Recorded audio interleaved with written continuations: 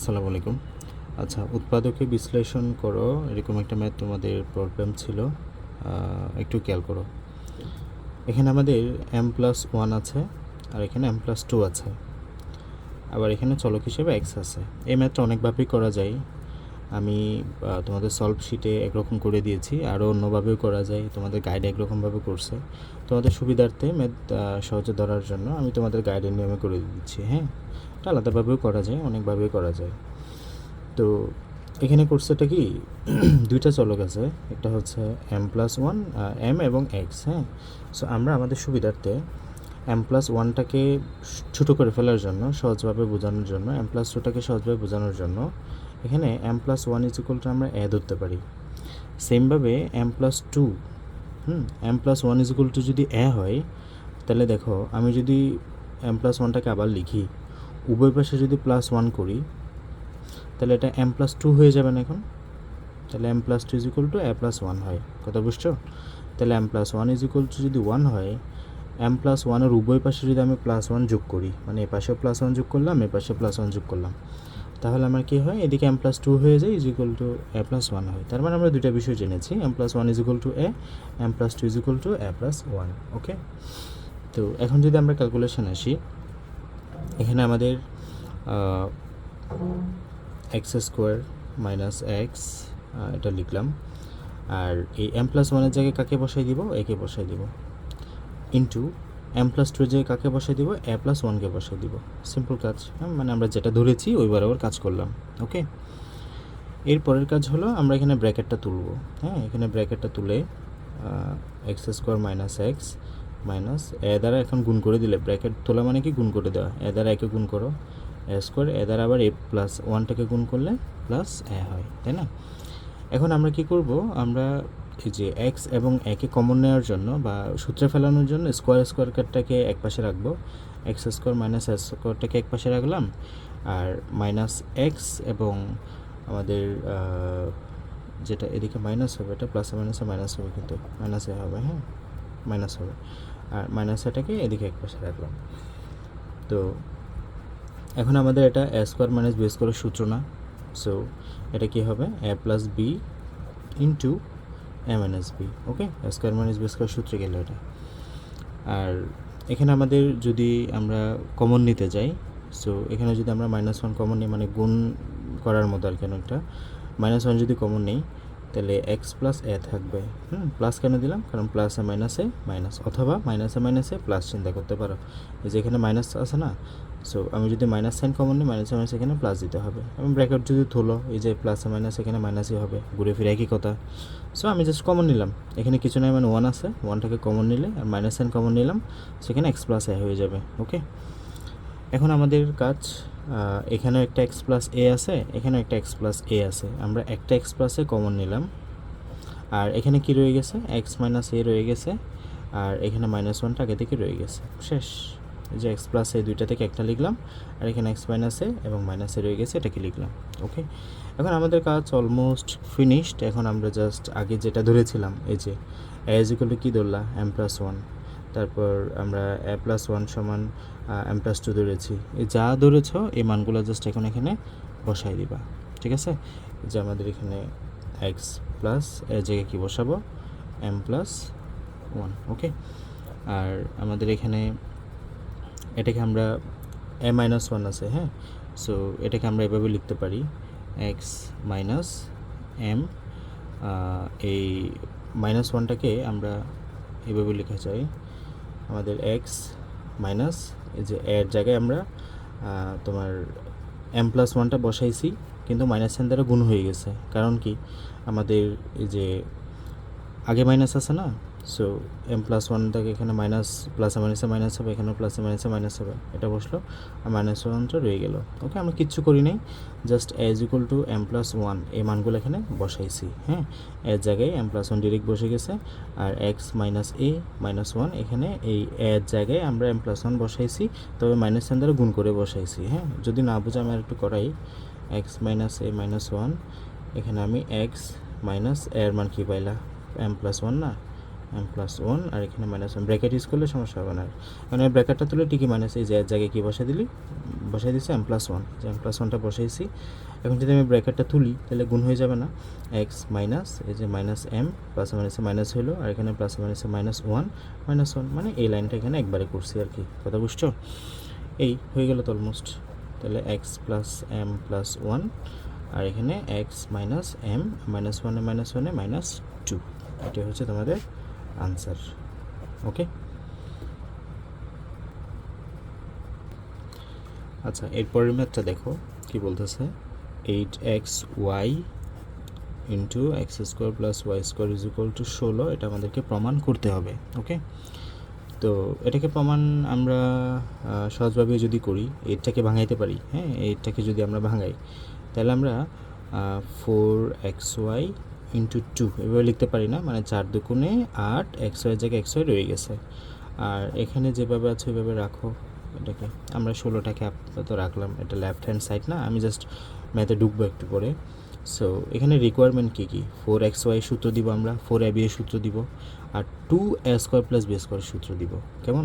তাহলে 4ab এর সূত্র দিব আর 2a স্কোয়ার প্লাস বি স্কোয়ারের সূত্র দিব। এই দুইটা সূত্র দিলে আমাদের মানগুলো বসাই দিলেই ডান পক্ষ মিলে যাবে, 16 মিলে যাবে।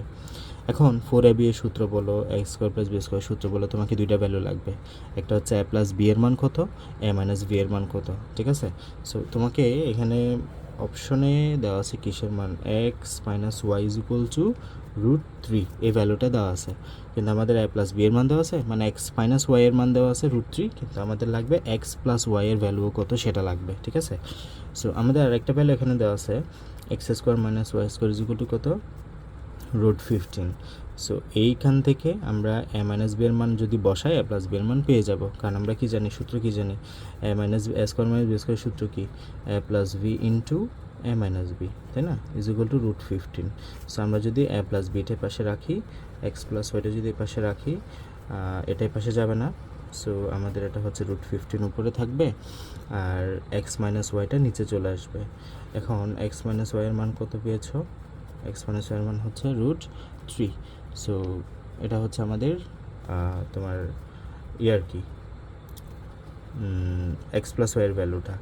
সো এটাকে যদি আমরা এভাবে লিখি, আমাদের 3 5 15 হয়, বাংলাম আর কি, যেহেতু √2 দুই দিকে আছে আমি একবারে লিখলাম, অসুবিধা নেই, বা কাটাকাটি করা আর কি, 3 5 15 √5। হ্যাঁ, আমাদের এক্স প্লাস ওয়াইয়ের ভ্যালু কত, √5 পাইলাম।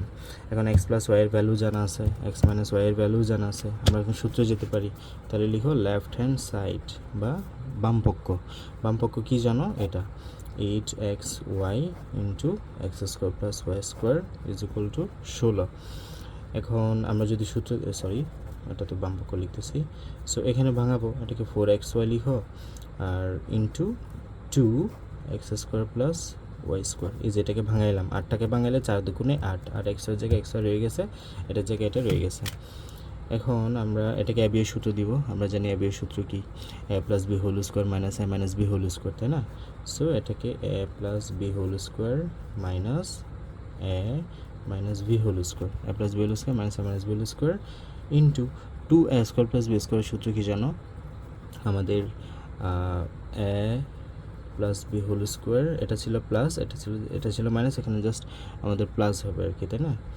So a minus b whole square অনেকটা একই, তাহলে এটা হচ্ছে 4ab এর সূত্র, এই যে এই অংশটা হচ্ছে 4ab এর সূত্র, a plus b whole square minus a minus b whole square, আর 2a স্কোয়ার বি স্কোয়ার সূত্র কি, a plus b whole square plus a minus b whole square. কেমন? এগুলো যাতে উল্টাপাল্টা না করো, সূত্রগুলো খুব শার্পলি মাথায় রাখতে হবে। ওকে, এরপরে আমাদের জাস্ট মানগুলো বসাই দিবা, এই যে a প্লাস বি এর মান কত, এই a প্লাস বি এর মান কত পাইলা, √5 স্কোয়ার, a মাইনাস বি এর মান কত পাইলা, দেওয়া আছে √3 স্কোয়ার ইন্টু a প্লাস 5-এর এটা কত, √5 স্কোয়ার প্লাস এটার মান কত আছে, √3 স্কোয়ার। ওকে, এখন এটার মান কত পাচ্ছ, 5 মাইনাস 3 গুণন 5 প্লাস 3 কত হয়, 2 গুণন 8 আর দুগুণে 16, তাহলে আমাদের ডান পক্ষ মিলে গেছে না, ইজ ইকুয়াল টু, এই যে is equal to right hand side. Okay, আর দুগুণে 16, 5 মাইনাস 3 ইজ ইকুয়াল টু 2, আর 5 3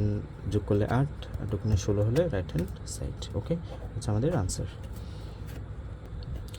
পুষ্পা যে সমস্যাটা দিয়েছ, P p to the power 6 plus k to the power 6 plus r to the power 6 is equal to 3p square q square r square কী করতে হবে, প্রমাণ করতে হবে এটা আমাদেরকে।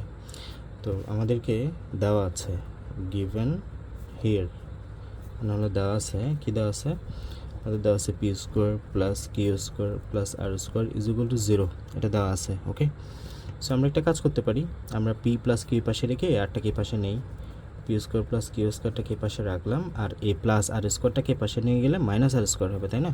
মাইনাস আর স্কোয়ার হিসেবে নিয়ে গেলাম। এখন আমাদের তাকাও প্রমাণে কী করতে হবে, প্রমাণে কিন্তু পি টু দি পাওয়ার 6 আছে, সো আমাদের এখানে পি স্কোয়ার আছে, সো আমাদের সামহাও টার্গেট হলো পি টু দি পাওয়ার 6 নিয়ে আসা। তাহলে কাজ কী করতে হবে, নিশ্চয়ই কিউব করতে হবে, ঘন করতে হবে। সো আমরা যদি উভয় পাশে ঘন করে দিই, হ্যাঁ কিউব করে দিই, ঘন করি, তাহলে আমাদের এই পাশে টু দি পাওয়ার 6টা চলে আসতেছে, তাই না? সো এখন আমাদের এটা এ প্লাস বি হোল কিউবের সূত্রে যাবে। সো আমরা এ প্লাস বি হোল কিউবের সূত্র কি জানি, a plus b whole cube is equal to হচ্ছে a cube plus b cube plus 3ab into a plus b. হ্যাঁ, এটা হচ্ছে এ প্লাস বি হোল কিউবের সূত্র। সূত্রগুলো তো অবশ্যই তোমাদের টুটস্থ মুখস্থ কণ্ঠস্থ অন্তস্থ রাখতে হবে। এগুলো সূত্র যদি না জানো অধ্যায় সিকিউতে আসাটাই তোমার অপরাধ। হ্যাঁ, সো এখন এ প্লাস বি হোল কিউবের সূত্রটা যদি তুমি এখানে অ্যাপ্লাই করো, সো আমরা এর জায়গায় ধরবো পি স্কোয়ারটাকে, বি এর জায়গায় ধরবো কিউ স্কোয়ারটাকে, তাহলে a q plus b q plus t into a plus b সূত্র দিচ্ছি আমি। হ্যাঁ, সো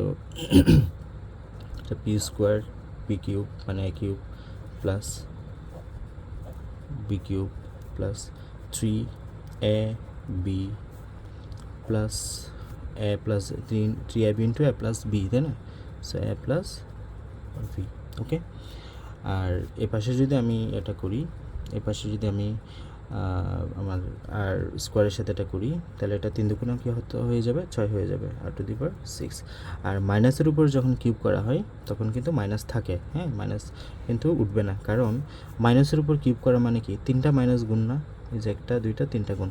এখন আমরা জানি মাইনাস মাইনাসে প্লাস হবে, আরেকটা মাইনাস আছে, আর প্লাসে মাইনাসে মাইনাস হবে। সো 3টার উপরে মাইনাসের উপর যদি কিউব থাকে এটা মাইনাস থাকবে, আবার মাইনাসের উপর যদি কখনো স্কোয়ার থাকে তাহলে ওইটা মাইনাসে মাইনাসে অলওয়েজ প্লাস হয়ে যায়, কারণ 2টা মাইনাস গুণ মানে মাইনাসে মাইনাসে কী হয়ে যাবে, প্লাস হয়ে যাবে। ওকে, এগুলো বেসিক বিষয় মাথায় রাখবা, ঠিক আছে?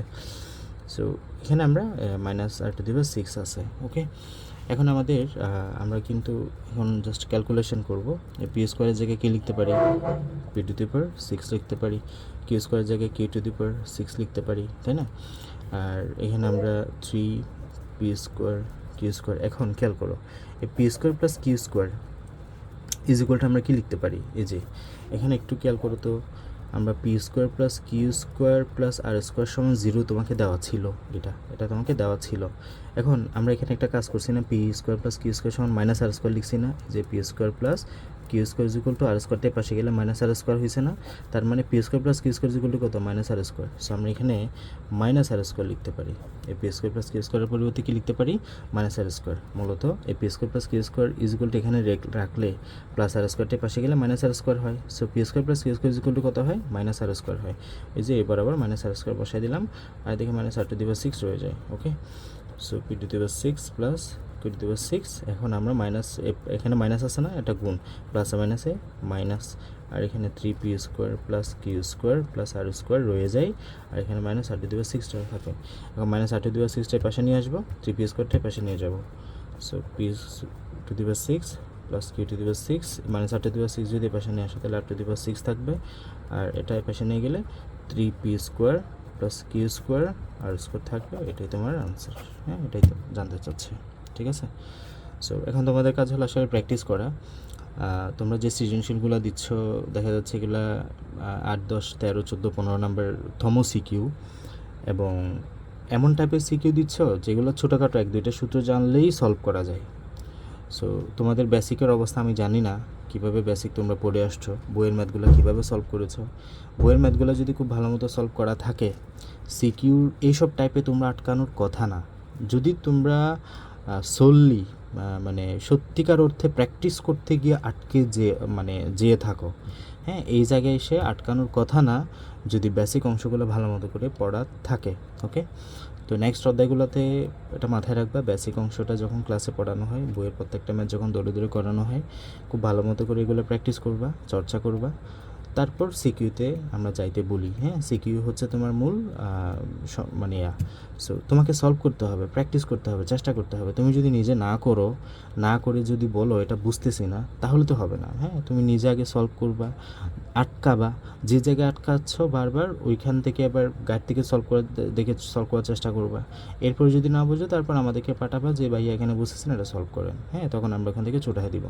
তুমি যদি নিজে প্র্যাকটিস না করো, তুমি পরীক্ষার হলে কী করবা? সিকিউ মানে ওর নামই হচ্ছে ক্রিয়েটিভ কোয়েশ্চেন, মানে হলো সৃজনশীল। বইয়ের প্রশ্ন কখনো হুবহু দেয় না এখানে, তোমাকে প্রশ্ন দিবে ক্রিয়েটিভ, ভিন্ন কিছু দিবে।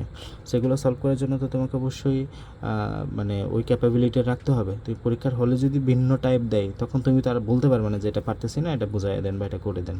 পরীক্ষার হলে তো আমরা থাকবো না। পরীক্ষার হলে যেমন তোমাকে নতুন নতুন ভিন্ন ভিন্ন ম্যাথ সলভ করতে হবে, ওই বাসা থেকে ওই টাইপটা, এই সলভিং ক্যাপাসিটিটা নিয়ে যাইতে হবে। হ্যাঁ, এটার কাজ হলো তুমি বাসায় প্র্যাকটিস করা। বাসায় এমনভাবে প্র্যাকটিস করো যে ভিন্ন টাইপ দিলে যাতে তুমি পারো, পরীক্ষার হলে গিয়ে এটা তোমাকে কাজে দিবে। ওকে।